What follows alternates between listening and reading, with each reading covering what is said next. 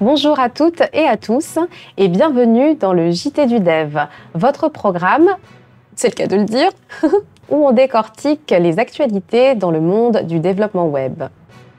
C'est une édition spéciale parce que nous allons passer en revue les nouveautés de 2022 et à venir. Ce sont, je pense, des fonctionnalités qui peuvent sérieusement vous faciliter la vie. C'est la raison pour laquelle nous allons les étudier en détail. Première nouvelle, c'est la fin de TypeScript. Du moins, c'est ce qu'on pourrait croire. En effet, nous sommes en bonne voie pour pouvoir typer notre code dans JavaScript natif. Un reportage 100% à l'Eurondev. Le 31 mars 2022, le comité TC39, qui est chargé de maintenir et de faire évoluer JavaScript, s'est réuni pour accepter des propositions d'évolution du langage dans le processus formel d'acceptation de nouvelles fonctionnalités. À l'issue de cette rencontre, le comité a admis dans le processus une proposition d'annotation de type dans JavaScript.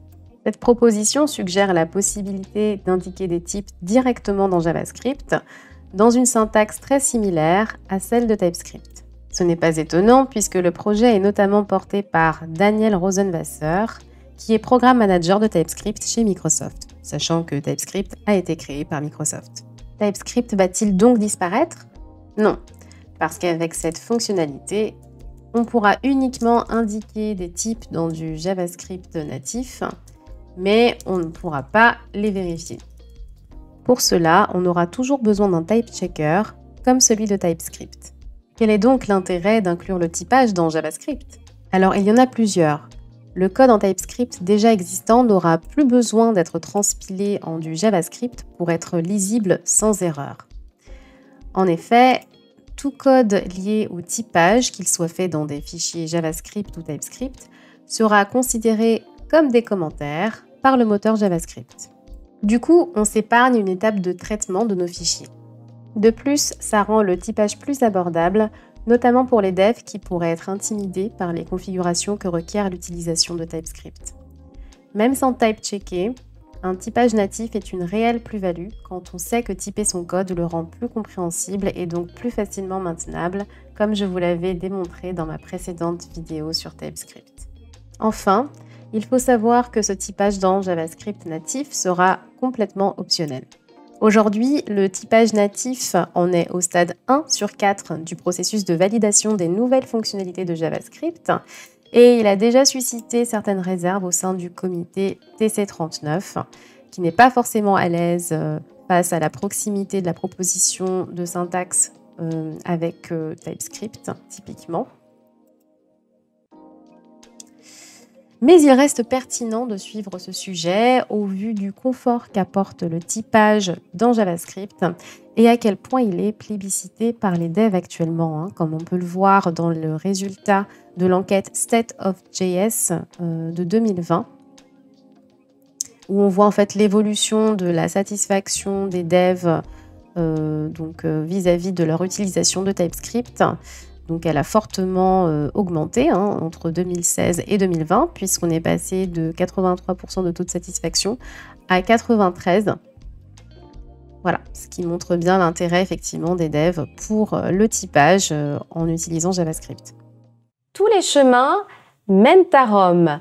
Rome est une librairie qui réunit tous les outils nécessaires à nos projets.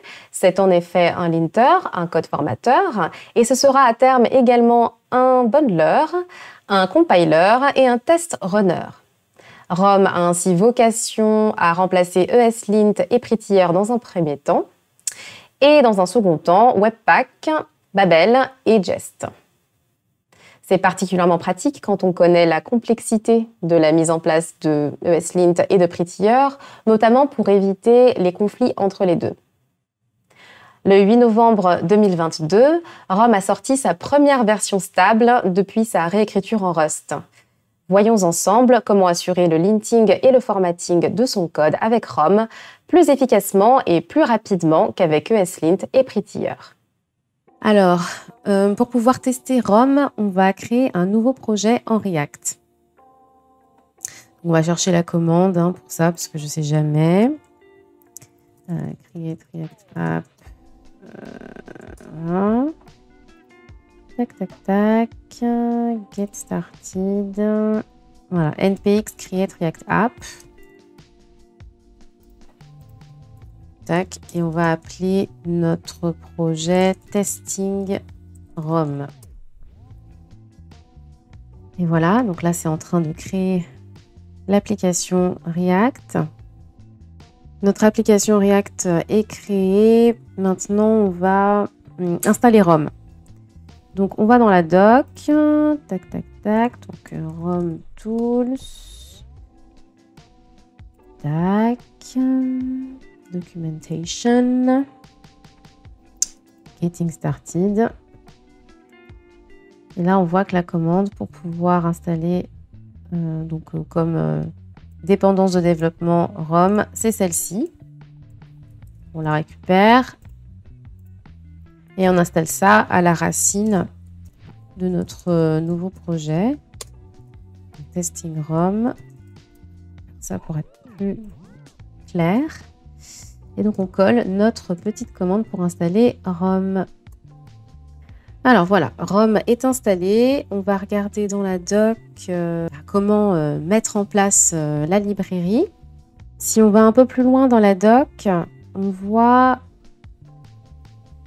que si on est satisfait des paramètres par défaut de ROM, on n'a pas besoin de créer de fichier de configuration.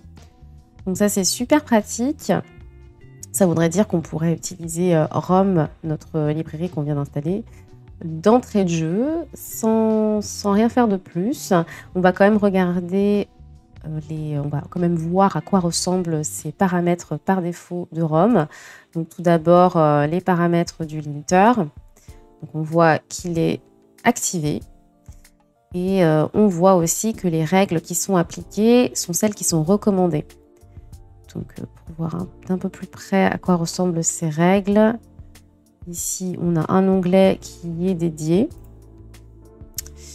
et voilà, qui répertorie toutes les règles accessibles et configurables de lint, de ROM, et elles sont quasiment toutes déjà incluses dans les paramètres recommandés. Donc, très très pratique. Ce sont des règles voilà, assez typiques de lint. Donc par exemple, le fait qu'on ne puisse pas réassigner une constante.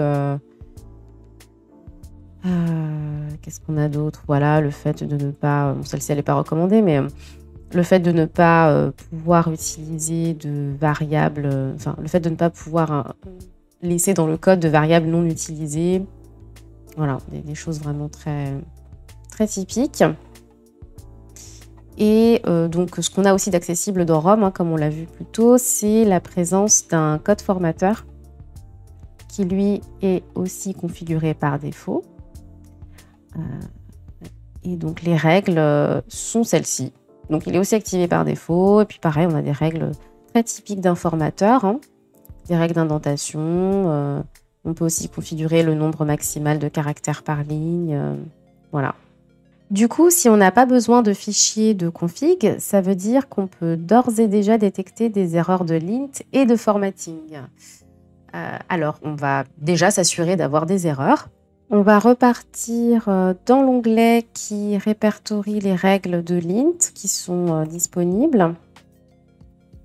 Et parmi celles qui sont recommandées et donc déjà appliquées à notre projet, on va en chercher une qui pourrait nous inspirer des erreurs. Une erreur à commettre. Là, on en a une qui est très très classique, use alt text, qui force l'utilisation d'un attribut alt sur une balise IMG.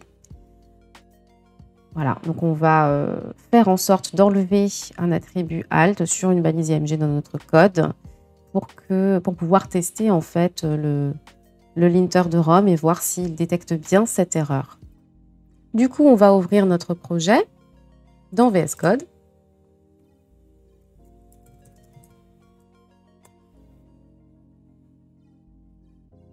Voilà. Et on va faire une recherche globale pour trouver un élément IMG. On en a un dans le fichier app.js. Il a bien un élément alt, puisqu'il est bien conforme jusque-là. Il a bien un attribut alt Et on va supprimer cet attribut.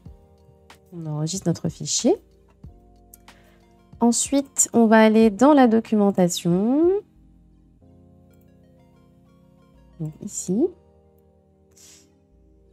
Et on va chercher la commande qui va nous permettre d'exécuter notre linter dans notre projet pour qu'il puisse détecter notre erreur. Alors, tac, tac, tac. Voilà. Donc, c'est cette commande-ci. You can lint any file or directory running, machin. npx rom check. On repart dans notre code. On ouvre le terminal. Tac. On copie-colle notre commande. Ensuite, on voit dans la doc que pour pouvoir faire notre check, on doit indiquer le nom des fichiers concernés. Nous, on va exécuter notre linter dans tous les fichiers de notre projet. Donc, tous les fichiers en fait du dossier courant. Et pour ce faire, on met un petit point. Alors, première remarque, waouh, c'est super rapide. Et donc ensuite, donc on voit bien que Rom a détecté notre erreur. Elle est surlignée ici. Donc quand on lit ensuite là le message en rouge, on voit bien que Rom nous demande de fournir l'attribut alt. Donc, et ce qui est intéressant, c'est que Rom est assez précis. Non seulement il nous dit que c'est un attribut nécessaire pour les éléments IMG, mais il nous énumère en fait tous les éléments qui sont concernés par l'obligation de préciser l'attribut alt. Donc il s'agit aussi des balises area et input de type image.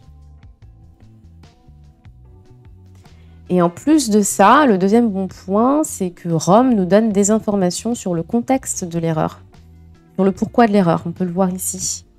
Il nous dit que l'intérêt en fait de mettre un texte alternatif, c'est que ça aide les utilisateurs de lecteurs d'écran à comprendre le propos, enfin le but du contenu au sein d'une page. Donc du coup, en nous fournissant ces informations complémentaires, eh bien le message en fait, le message qui nous enjoint à préciser un attribut alt est d'autant plus compréhensible et efficace. On va comparer le message fourni par le linter de Rom avec celui de ESLint.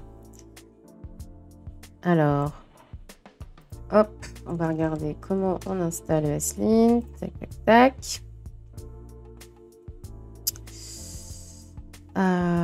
Donc la commande pour l'installer, c'est ça, npm init eslint/config. On repart dans le terminal de notre projet. On colle.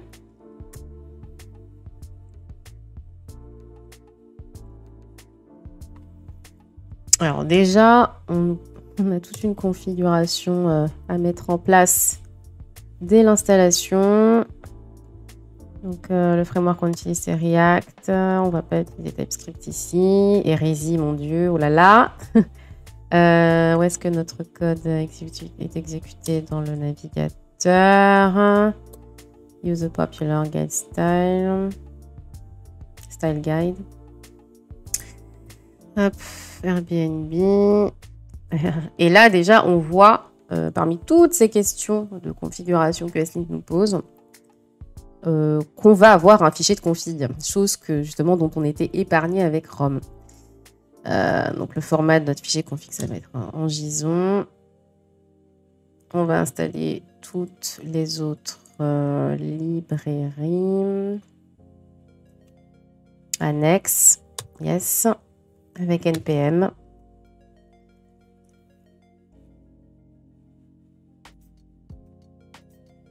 Donc ouais, déjà première lourdeur de ESLint par rapport au linter de Rom, c'est voilà, toute cette configuration-là d'entrée de jeu et la présence donc obligatoire du fichier de configuration ESLint, ici en l'occurrence au format JSON. Ok, bah écoutez, on va continuer notre comparaison avec Rome en cherchant dans la doc la commande qui permet donc de détecter les erreurs de l'int. Voilà. Ah, voilà. Donc, on peut exécuter ESLint avec cette commande-là, npx ESLint, et après le nom des fichiers concernés. Donc, nous, on va aussi mettre un point pour pouvoir analyser tout notre dossier courant. Et là, on voit que ESLint a détecté pas mal d'erreurs. Donc, on va chercher celle qui concerne notre fichier a.js pour voir si ESLint a bien détecté aussi l'absence de l'attribut alt. Tac, tac, tac. Donc, on a plein d'erreurs qui, je pense, montrent que ESLint a besoin d'être davantage configuré en fait dans le fichier .json. Puisque nous, on n'avait qu'une seule erreur de détecter avec Rome, qui concernait donc l'absence de l'attribut alt. Alors, ESLint, app.js, tac, tac, tac, tac, tac, tac. Voilà, donc notre erreur concernant l'attribut alt est ici. Img elements must have an alt prop, either with meaningful text or an empty string for decorative images. Donc, vous voyez bien, c'est un message... la concision du message comparé à celui de Rome, la concision et puis aussi la confusion, je trouve, du message dans le format en fait où tous ces messages d'erreur sont énumérés. Ce n'est pas très clair, ça ne donne pas très envie de lire, c'est plutôt décourageant. Donc aussi bien au niveau du fond que de la forme, Rome est beaucoup plus clair et de ce fait, je pense... beaucoup plus effectif pour pouvoir maintenir un code propre. Par ailleurs, on sait que Rome est aussi un code formateur. Donc, on va tester aussi cette partie-là de la librairie. On repart dans la doc. Hop, on enlève ESLint, plus besoin. Et voilà. Donc là, on est sur la doc de Rome. On repart sur l'onglet qui concerne tout ce qui est le formatting. Pour revoir donc, les règles par défaut qui sont appliquées, sans qu'il ne soit nécessaire de configurer quoi que ce soit dans le projet, ni fichier, ni rien. Et donc pour s'assurer en fait que ces règles-là soient appliquées, on va faire comme pour le linting, on va exécuter une commande qui va nous détecter donc, les erreurs de format dans notre code actuel. Alors, la commande en question. Je remonte dans la doc pour voir. Ah bah voilà, npx rom format.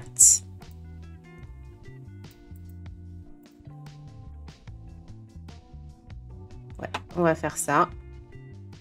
Et inputs ici, on peut mettre. Donc on peut mettre des options qui sont facultatives, mais surtout input. Là, on va pouvoir mettre donc, nos fichiers où on veut checker les erreurs de format, de code.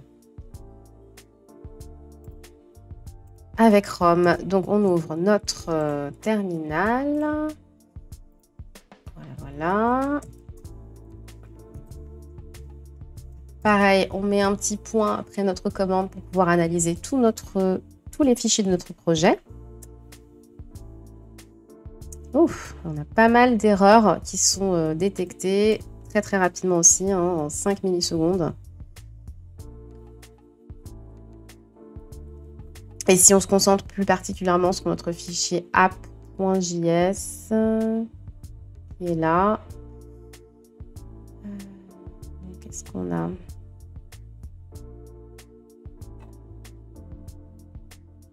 Ah voilà, donc là on voit l'erreur en rouge et on voit ce que le formateur de Rome suggère comme correction. Donc visiblement il préfère les double quotes. Et il préfère les indentations avec des tabs qu'on voit avec les petites flèches ici. Tandis que là ce sont des indentations avec des espaces. Donc si on repart en fait sur la configuration par défaut du formateur, sur la documentation, hop, ici, On voit bien que par défaut, donc l'indentation se fait avec des tabs. Et pour ce qui est des quotes, on va regarder. Hop. Quelles sont les règles par défaut? On a davantage de règles par défaut que celles qui sont indiquées ici dans une clé qui s'appelle JavaScript. Voilà. Et hop là, si on regarde le quote style, donc en JavaScript, dans les fichiers JavaScript et TypeScript du projet, par défaut, ROM impose les double quotes. Donc c'est bien normal qu'il me les relève parmi les erreurs de format. Par conséquent, ROM est hyper pratique comme outil. On n'a donc plus besoin de fichiers de config pour appliquer des règles de linting et de formatage. Si toutefois on souhaite modifier les règles par défaut, on peut, en créant un fichier de config en fait, via une commande qui est fournie par la documentation. Donc on repart dans la doc. Hop, getting started. Voilà, to create the configuration, run the init command. Donc c'est npx rom init qui nous permet de faire ça, de créer le fichier de config.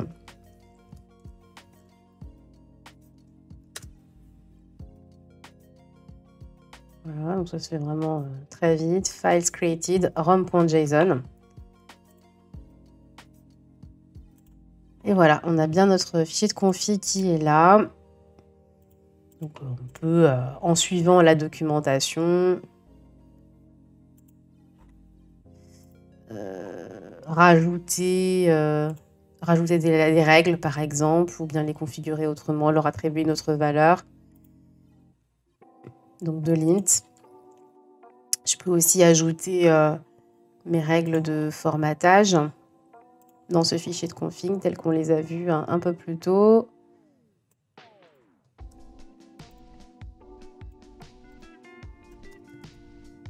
Voilà. Donc, voilà, ici je pourrais très bien dire que le nombre maximal de caractères c'est 100. Enfin, voilà, vraiment on peut faire nos modifs comme on veut si on le souhaite aussi. Donc il y a quand même cette souplesse là qui est possible avec cette librairie. Et un autre avantage aussi d'ailleurs dont nous parle la console une fois qu'on a tapé la commande d'initialisation de la configuration,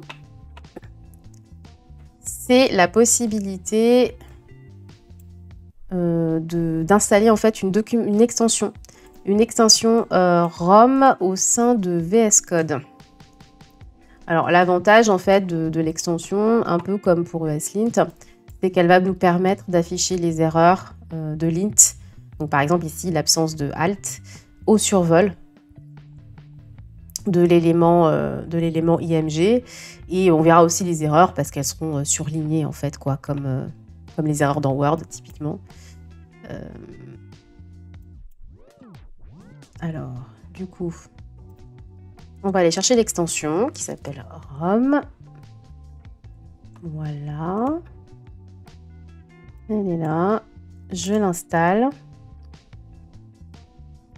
Superbe. Et là, donc on revient dans notre fichier app.js et on voit bien effectivement que l'élément IMG est désormais surligné.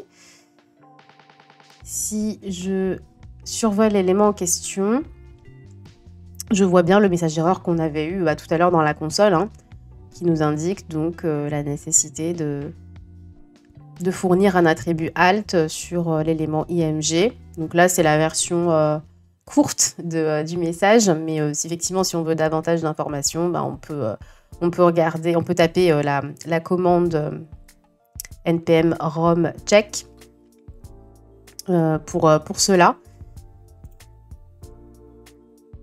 Et on retrouve aussi d'ailleurs le message d'erreur ici dans l'onglet Problems de notre console intégrée à VS Code. Donc c'est vraiment pratique.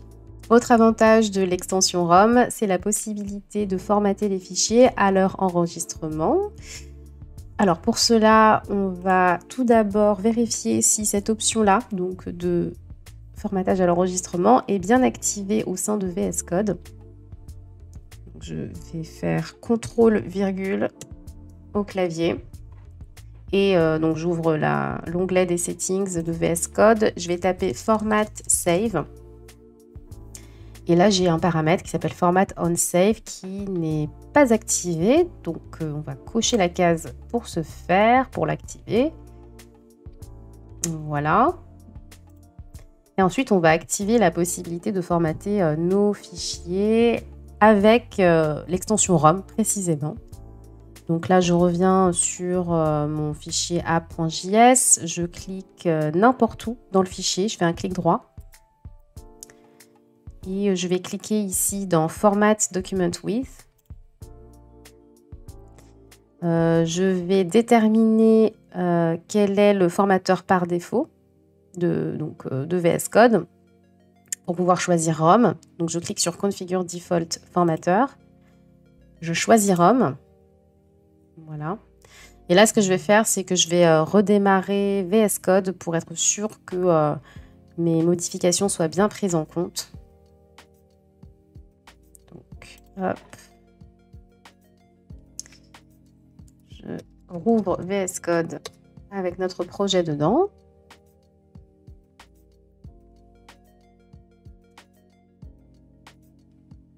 Voilà, donc on va faire en sorte d'enregistrer une nouvelle version de notre fichier pour voir s'il est bien formaté selon les règles prévues par ROM. Donc, je vais rajouter un commentaire. Ream app file. CTRL S pour enregistrer. Et là, on voit que l'indentation a changé. On est passé des petits points typiques de l'indentation aux espaces à une indentation de tab en fait, par tab, qui est indiquée ici par les flèches. Donc si je reviens en fait sur les paramètres par défaut de ROM, de formatage, donc je vais dans mon fichier rom.json, je vois bien effectivement que le style d'indentation prévu est une indentation par tab. Et donc, ça correspond bien effectivement ici au changement qu'on a dans notre fichier. ROM ne s'est pas faite en un jour. En effet, comme je vous le disais un peu plus tôt, ROM est actuellement un code formateur et un linter. L'arrivée d'un compiler à la Babel, d'un bundler à la Webpack ou d'un test runner à la Jest est encore à venir. De même que le support d'autres langages comme le HTML, le CSS, ou encore le JSON et le Markdown. En somme, 2023 semble plein de promesses pour cette librairie impériale. Et enfin, quelques nouveautés en CSS. En 2022, plusieurs propriétés et pseudo-classes ont vu leur support étendu à davantage de navigateurs. Revenons sur ces évolutions et sur l'intérêt qu'elles présentent. En mars 2022, la propriété Accent Color est utilisable dans Safari 15.4. Cette propriété permet de colorer d'un coup 4 contrôles de formulaire, les boutons radio, les cases à cocher, les inputs de type range et les éléments progress. Donc là, typiquement, on voit que nos différents éléments, nos différents contrôles sont de la couleur Firebrick, donc qui est déterminée comme valeur de la propriété Accent Color à la racine de notre document. Si je change cette couleur pour n'importe laquelle, on verra bien la couleur évoluer dans la page. Si je mets blue, vous me pardonnerez, vous pardonnerez le fait que je ne mette pas de valeur hexadécimale. Yellow. Oh, yellow c'est plutôt immonde, mais bon. Voilà, vous voyez l'idée.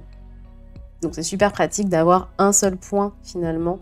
Comme toujours dans le dev, moins on en fait, mieux c'est. Et plus on évite les répétitions, mieux c'est. Donc voilà, c'est hyper pratique d'avoir effectivement cette unique propriété pour changer la couleur de tous ces différents contrôles. Autre news CSS, la propriété Overscroll Behavior est supportée dans Safari depuis septembre 2022.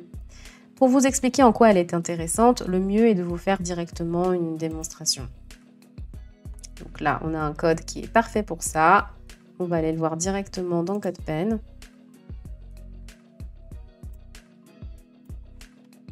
Voilà. Donc, l'encadré Talk Contents correspond à ceci. On va enlever la propriété Overscroll Behavior pour voir déjà comment se comporte cet élément sans la propriété. Donc, si je scroll en fait ici et que j'arrive au bout de mon scrolling, comme vous avez pu le voir, c'est le reste de la page qui est scrollé. C'est frustrant parce que vu que mon curseur était toujours dans l'encadré, j'avais pas forcément envie de scroller le reste de ma page. J'aurais aimé rester dans mon encadré même si j'avais fini de scroller. Ça me permet en fait de garder le contrôle de ma navigation.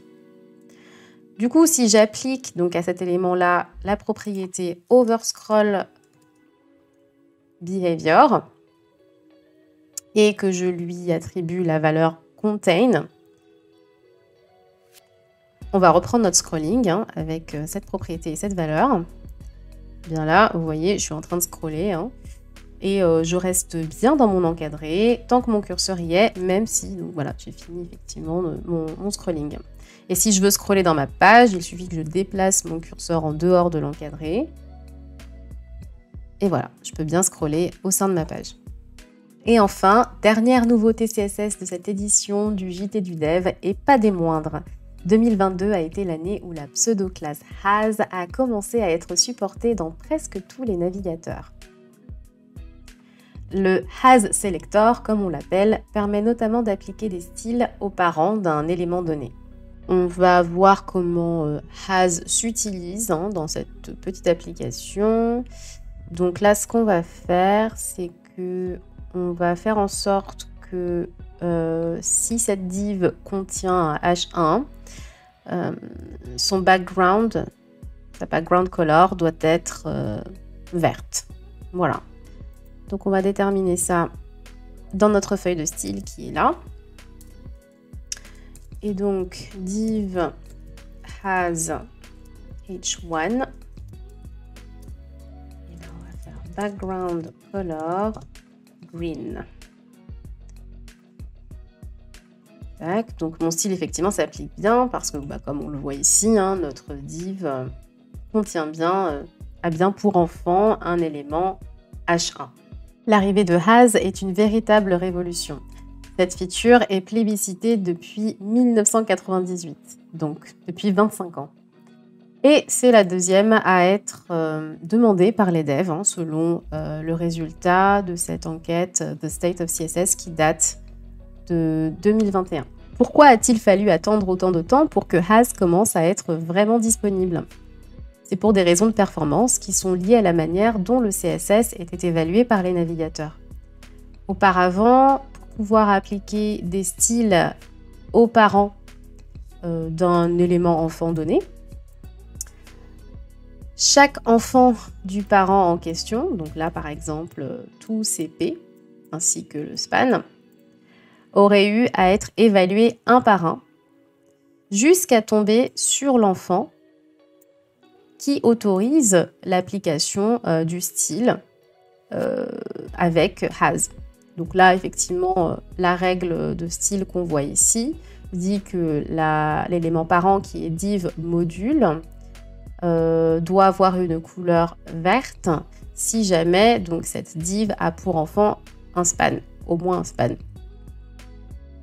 Et comme on peut le voir ici, le span apparaît en fait tout à la fin de notre div de classe module. Donc vous imaginez bien si le navigateur doit évaluer chacun des enfants un par un, ça fait beaucoup d'évaluations jusqu'à arriver à l'élément qui autorise l'application du style. Et ça fait beaucoup de rendu aussi des éléments concernés, en l'occurrence de l'élément div qui est rendu une première fois, puis après qui est rendu à nouveau une fois que le navigateur se rend compte qu'il a un style qui est applicable. Et tout cela plombe la performance. Mais aujourd'hui, le moteur de Chromium, Blink, permet d'éviter les évaluations inutiles, ce qui ouvre la voie à une utilisation de Has beaucoup plus rapide. À l'heure où on parle, Firefox est le dernier navigateur dont on attend un support, hein, et il devrait arriver incessamment sous peu puisque l'équipe y travaille.